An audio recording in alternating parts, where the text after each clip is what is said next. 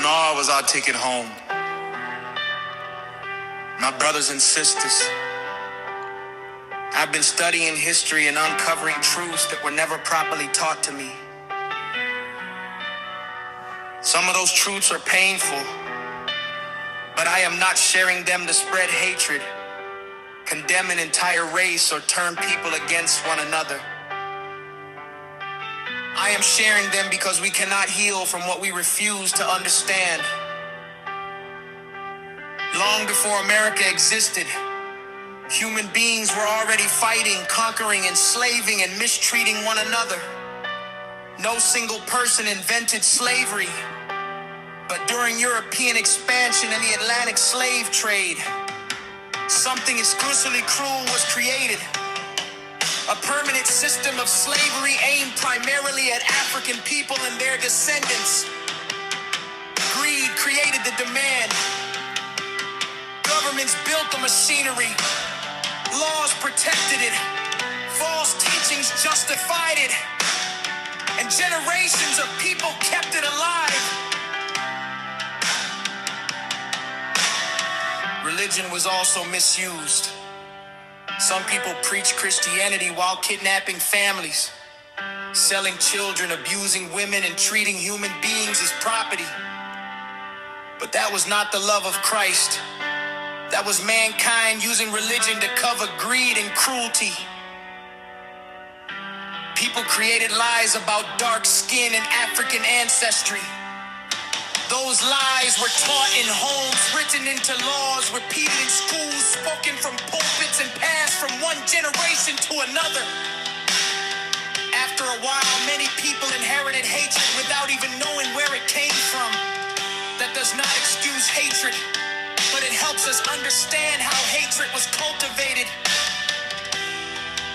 America later declared that all men were created equal and that people possess rights given to them by God. Those were powerful words, but the nation was not living by them. Slave people, indigenous people, women, and any poor citizens were excluded from the freedom being proclaimed. America has changed in many ways. Slavery was legally abolished, citizenship and voting rights were expanded. Segregation was challenged, and many doors that were once closed have been opened. But the question remains: has America completely lived up to its own declaration? This is not a message of revenge, it is a message of examination. We cannot heal by hiding history, and we cannot heal by turning history into more hatred. We must tell the truth without becoming what wounded us. We must hold wrongdoers accountable without condemning innocent people simply because of their color. Our history did not begin in chains. Our story began with God. Before anyone called us slaves, God called us his creation. Before anyone placed a price upon our bodies, God had already placed value upon our souls. Before anyone wrote a law against us, God had already established his truth. The more deeply I look into history, the more deeply I am drawn toward God. I now understand what it means to walk through the valley of the shadow of death. I understand what it means for oppressed people to cry out. And I understand what it means for God to hear the cries of his children. The darkness did not prove that God had abandoned us. Our survival proved that he was still with us.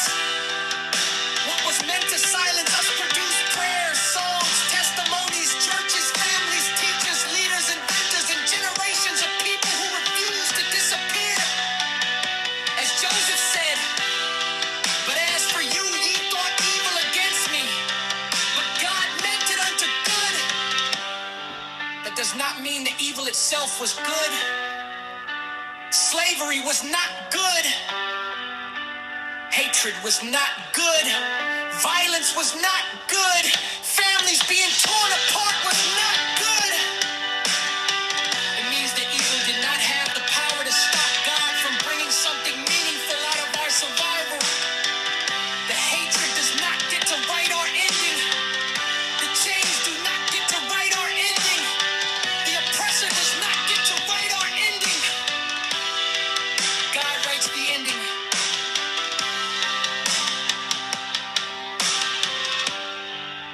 As I study the Bible, I am reminded of something else. Mankind did not begin as separate races competing against one another. We began as one human family.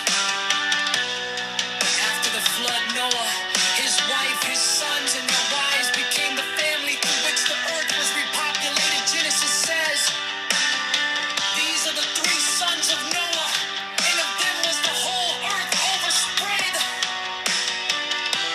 Before we called ourselves black, white, brown, African, European, Asian, native, rich or poor, we were members of the same human family. The Apostle Paul said that God hath made of one blood all nations of men for to dwell on all the face of the earth. One blood. Not one blood for the black man and another for the white man. Not one creator for the African and another for the European. Not one human family for the rich and another for the poor. We may not look alike. We may not speak the same language.